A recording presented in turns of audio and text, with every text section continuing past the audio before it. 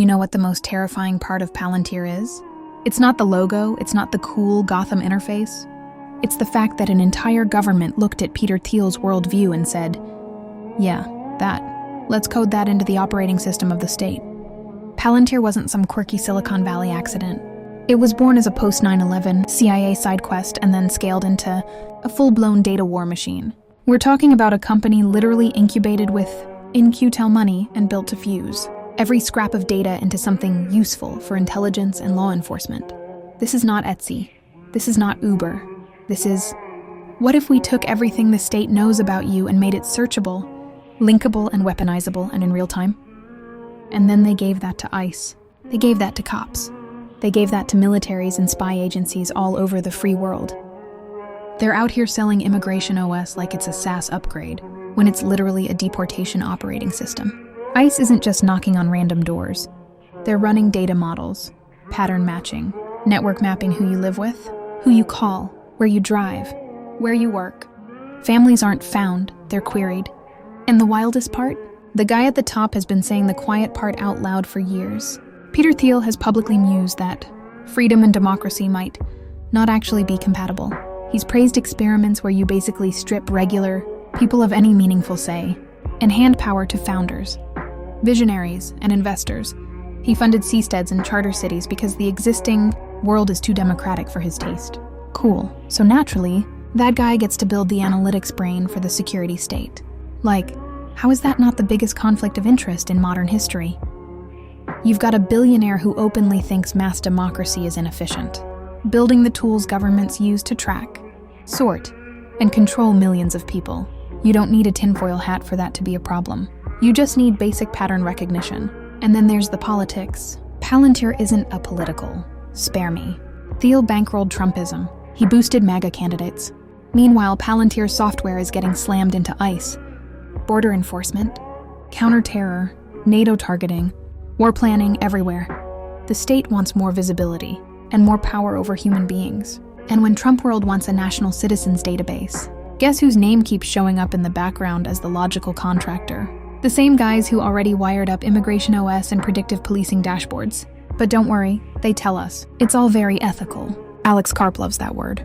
He gets on TV and moans about how other tech companies refuse to work with the Pentagon and intelligence agencies while Palantir proudly stands with the West.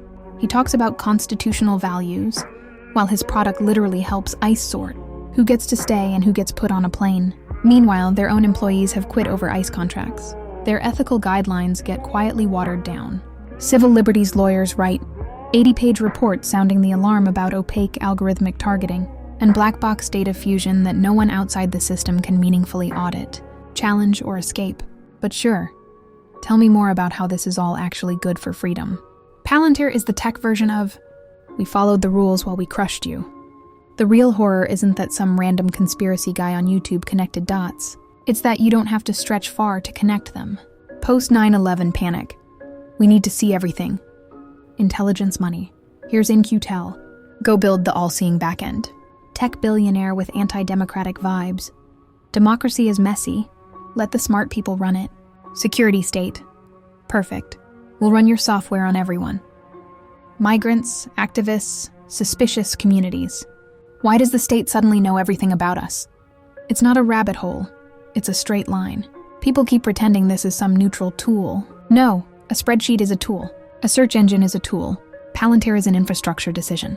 Once you put systems like this into ICE, into police, into the Pentagon, you're saying, we're okay with the state seeing more, linking more, automating more, and we're fine if that power is concentrated in the hands of whoever wins. The next election and whatever billionaire is sitting behind their data stack.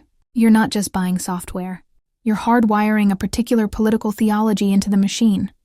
The state must see. The state must predict. The state must act faster than any court can review.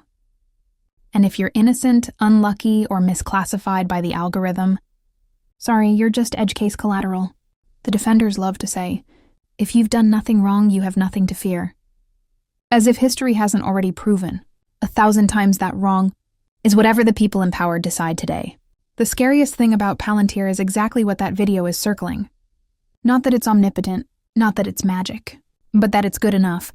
Good enough to help a government find who it wants to find, target who it wants to target, and bury the entire process in a fog of code, contracts, and national security NDAs. You don't see the knock on the door. You don't see the watch list. You don't see the model that tagged you as high risk. You just experience the consequences. And then when anyone asks questions, the answer is, we can't show you. It's proprietary. It's classified. Just trust us. So yeah, call it a rabbit hole if you want. But at this point, it's less like Alice in Wonderland and more like a very expensive, very polished panopticon sitting on government servers financed by your taxes, shaped by a guy who doesn't even like the idea of equal political power for everyone. And the punchline? They branded it as defending Western freedom, while quietly building the scaffolding that can strangle it.